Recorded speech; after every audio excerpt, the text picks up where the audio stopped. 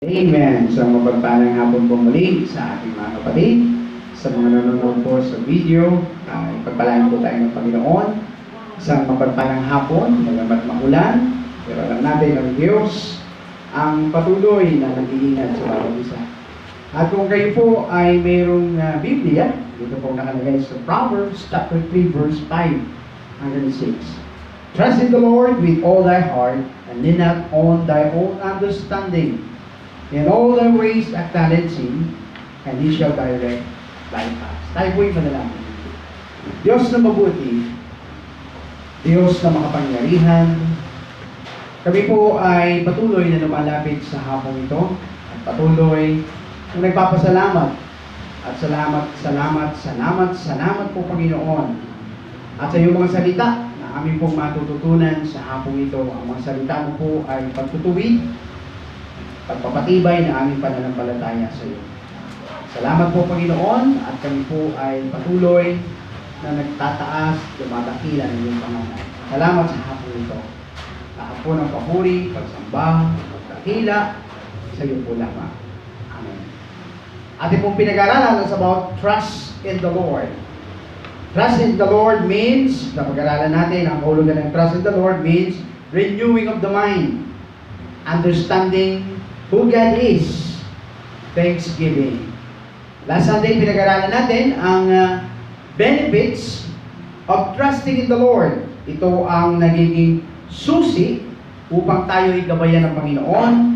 Ito ang nagiging susi upang maranasan natin ang himala ng Diyos. Ito ang susi upang maranasan natin ang mga pagpapala ng Diyos.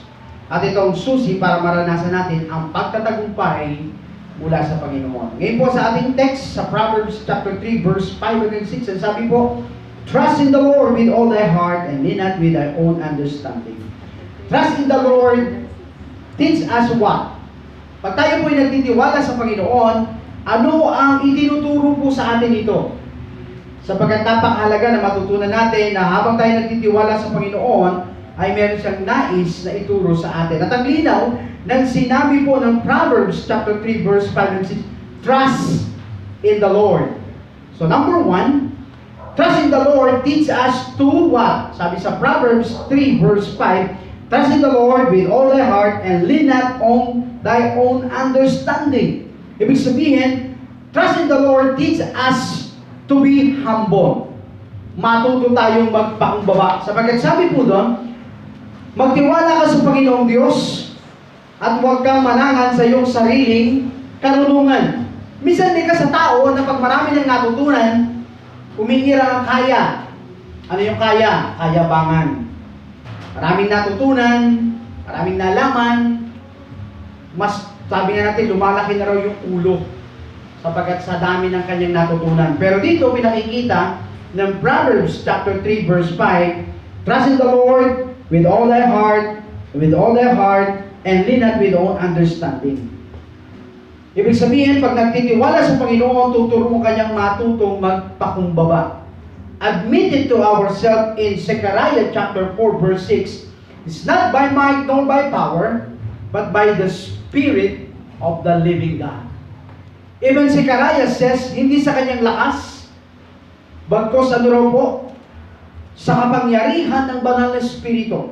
Sa aking po pag-aaral ng salita ng Diyos, when you study the book of Judges kay Samson, sabi nila dahil daw sa haba ng buhok kaya lumalakas si Samson.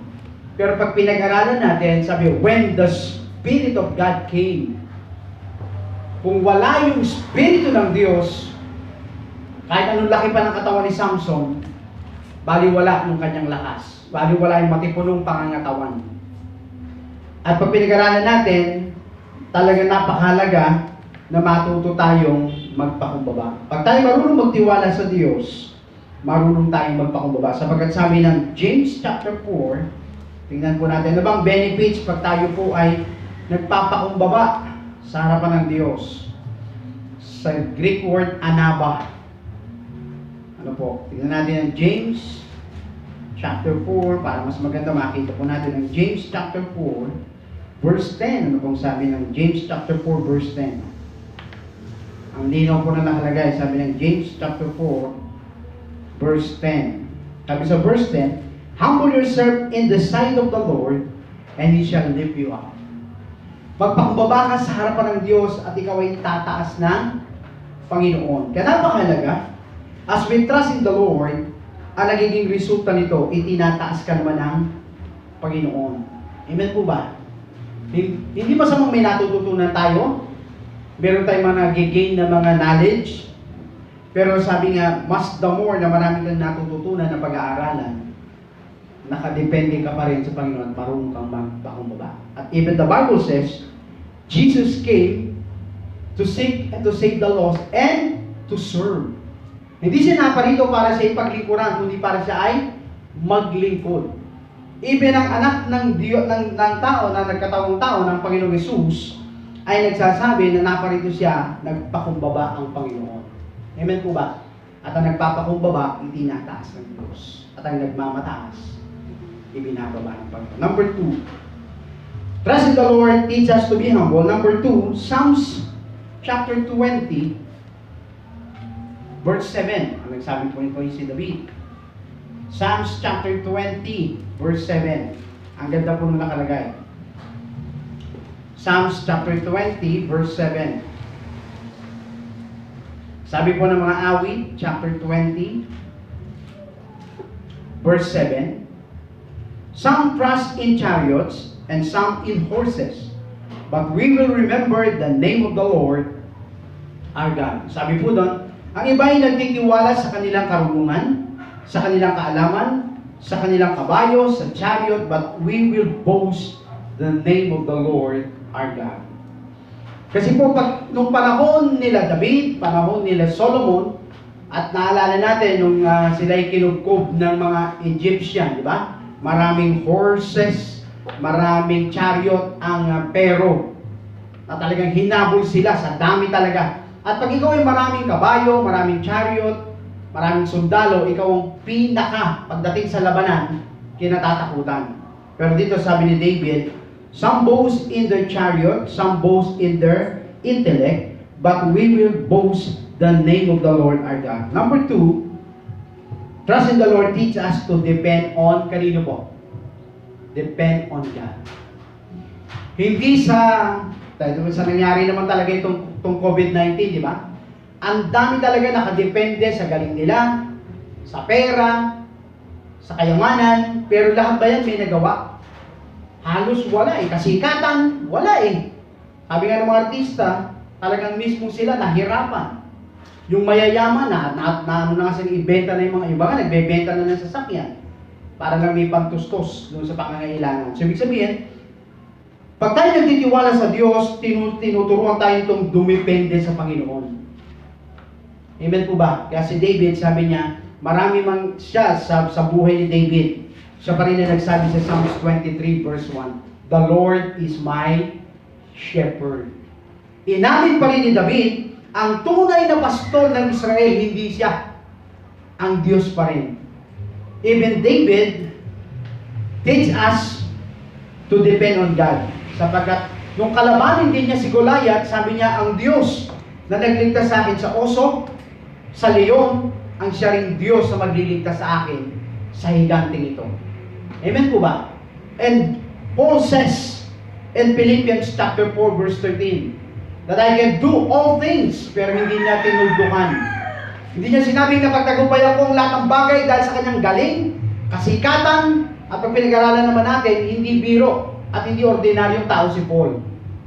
Siya ay pagdating sa batas, alam niya, nag-aral siya kay Gamaliel. May kakayahan si Pablo. At pag pinag-aralan natin, halos kalahati ng New Testament siya ang nagsulat, ginamit ng Panginoon. Pwede siya magyabang, pero sabi niya nga hindi. I can do all things through Christ who strengthened me.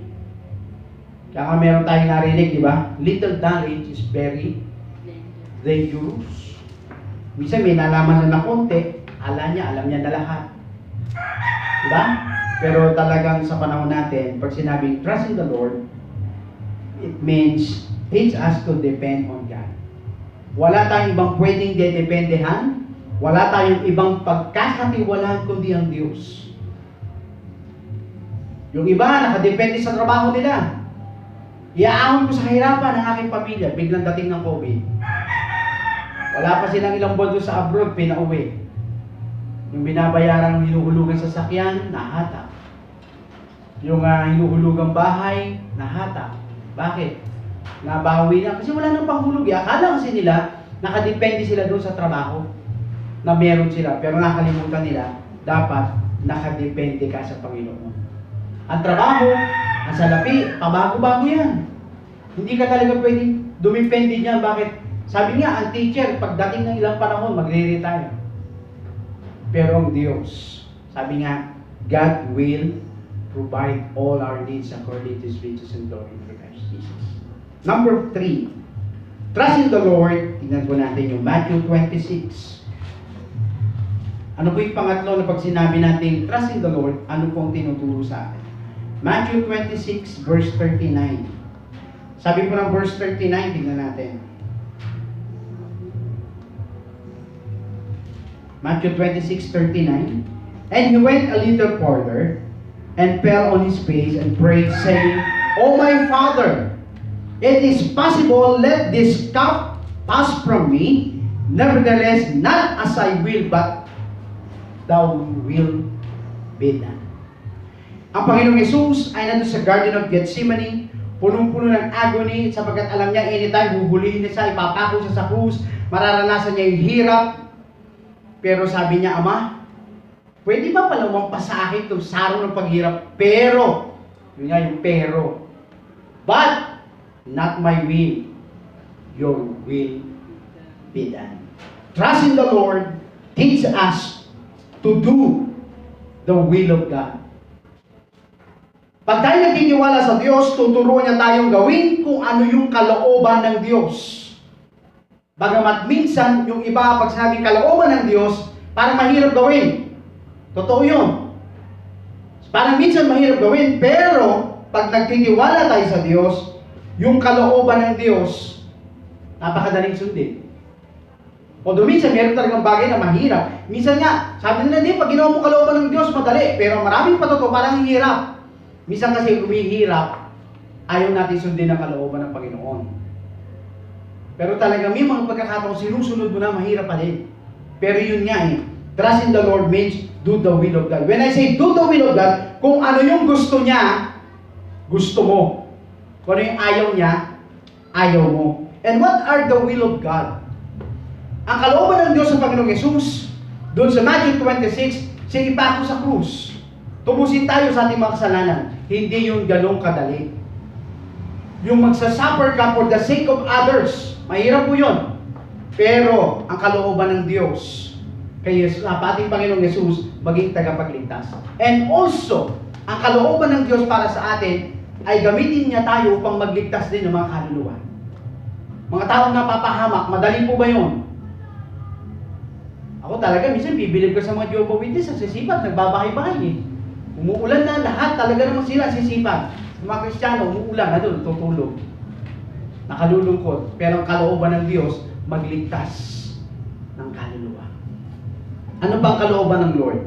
In the book of, sabi nga sa Matthew, or Luke chapter 10, verse 27, love the Lord your God with all your heart. Love your neighbors as you love yourself. Mahalin mo ang Diyos ng buong puso ng buong puso natin. Pero minsan mamahalin ng Diyos, kalahati. Minsan 1/4. O minsan mahal ang Diyos kasi may blessing. Pag wala na, wala na. Pero dito, ang kalooban ng Diyos, mahalin mo siya ng buong puso. Mahalin mo yung kapwa. Amen po ba? Mamuhay ng may kabanalan. Nga sa panahon natin, uso pa ba ang kabanalan? Minsan nakalulungkot, even the body of Christ, bumababa ang salitang holiness. But praise God sa hapon ito, kung sabing trust in the Lord, doing the will of God. And number 4, James chapter 5. Ano po natin? James chapter 5, verse 7 hanggang 8. Natin lang po nakalagay. James chapter 5, verse 7 hanggang 8. Sabi po dito, James chapter 5, verse 7 hanggang 8. Sabi sa verse 7, Be patient, therefore, brethren, unto the coming of the Lord. Behold, the husbandman waited for the precious fruit of the earth, and had long patience for it until he received the early and latter rain. Be ye patient also. Establish your heart, for the coming of the Lord draw nigh. Number 4, trust in the Lord teaches us to wait patiently. Be patient. Madali ba? Hello? Yung ikay maging, sa Tagalog ang patient. Hindi yung pasyente. Maging, ano raw pong patiently? Matyaga. Kaya nga sabi, but the fruit of the Spirit is love, joy, peace, patience, kindness. Yung bang sabi nga dito, tulad ng isang nagtatanim na magsasaka, na nagtanim ng palay, kinabukasan ba, aanihin na? Hindi. Tatagal yung pinaka-minimum niyan, 3 to 6 months bago mo anihin yung palay. Biglang mag-a-announce, may bagyo pa. Gigising na madaling araw yan, titignan yung palay, kung okay na yung kanyang pananim, hanggang sa yung talagang tamang pag-ani. But you wait patiently. Ganun din sa atin, pag tayo po'y nagtitiwala sa Diyos, we need to wait patiently. When Isaac prayed na gusto niya magkaanak, pag pinag-aralan mo ang Book of Genesis, yung verse 22, ng chapter 18, 19, 20, sinabi doon, at nagliya ang kanyang asawa. Akala mo talaga, ganun lang kadali, ang tagal nila naghintay. They wait patiently, at ang lumabas, kambal. Si Esau at saka sino pa yung kapatid ni Esau? Si Jacob. Minsan nakala lang natin ganun kadali, pero pag tinignan natin, ang tagal ng inantay. Ni Isaac at sino pa sa ni Isaac? Hello? Sino? Si Rebecca. Makita po natin, napakahalaga po na we need to wait patiently. Sabi nga dito, even sa pagdating ng Panginoon, kailangan natin maghintay sa pagbabalik ng Panginoon. 2,000 years ago na, marami na nagsasabi, the coming of the Lord is very near. Pag nagbasa ka sa Facebook, nagbasa ka sa Messenger, ang daming mga mensahe, anytime the Lord will come. Napakatagal na panahon na nagsasabi, pero we need to wait patiently. Sapagkat anytime naman talaga, darating ang Panginoon. May mga panalangin tayo, na yung iba natugon na, yung iba hindi pa, and we need to wait patiently. Bakit? Ang nagtitiwala sa Diyos, tinuturuan niya tayo, we need to wait patiently. Kaso nga lang, sinasanay tayo lahat sa panahon na ito, lahat instant na. Lahat madalian na. Hello? But praise God. This afternoon, trust in the Lord, teach us to be humble. Trust in the Lord, teach us to depend on God. Trust in the Lord, teach us to do the will of God. And trust in the Lord, teach us to wait patiently. Sa mga nanonood po sa video po ito, napakahalaga na tayo po sa mga pagkakataon ito'y patuloy na magtiwala sa Panginoon. Sapagkat ang pagtitiwala sa Diyos ay tuturuan tayo magpakumbaba. Tayo po'y manalangin. Panginoon, patawarin mo po kami na minsan kami nagtitiwala sa iyo pero minsan hindi makita na kami marunong magpakumbaba. Forgive us. Minsan, sinasabi namin, we trust you, pero gumagawa kami ng sarili namin kaparaanan, Panginoon. Lord, we say that we trust you, pero ang nasusunod ang kalooban po namin. We say that we trust you, Lord, pero hindi kami makapaghintay. Forgive us, O Lord. Patawarin mo po ang bawat isa po sa amin. But this afternoon, as we said, trust in the Lord. Lord, teach us to be humble. Salamat po. When we say trust in the Lord, wala po kami ibang didependehan kundi ikaw, Panginoon. At salamat po na masumpungan mo po kami as we say, we trust you, we do your will, O God. At salamat po as we say, we trust in you, we need to wait patiently. Salamat po sa hapong ito. Patuloy na ang bawat isa na nakikinig po ng mensahe nito, patuloy na maglagak po ng pagtitiwala sa iyo, Panginoon. At sa aming mga buhay, patuloy na maitaas ka. We love you, Lord. We honor you. We bless your name. Pagpalain mo po ang buhay, bawat isa. as we trust in you, Lord. Sa iyo po namin pinagkakatiwala ang aming pamilya, ang pamilya ng bawat isa, ang aming trabaho, bawat isa, ang gawain na pinagkatiwala mo sa amin. Salamat po. At salamat sa hapong ito. Ikinukumit at pinagkakatiwala namin ang aming mga buhay sa iyo, Panginoon. Salamat po. Bless each one of us, O God. Sa pangalan po ni Jesus. Amen. Amen. Amen. Mapagpalang hapon po sa bawat isa at patuloy ang pag-iingat ng Diyos sa bawat isa po sa atin. Sa Diyos po ang lahat ng papuri, pagdakila, pagsamba. Amen. Amen.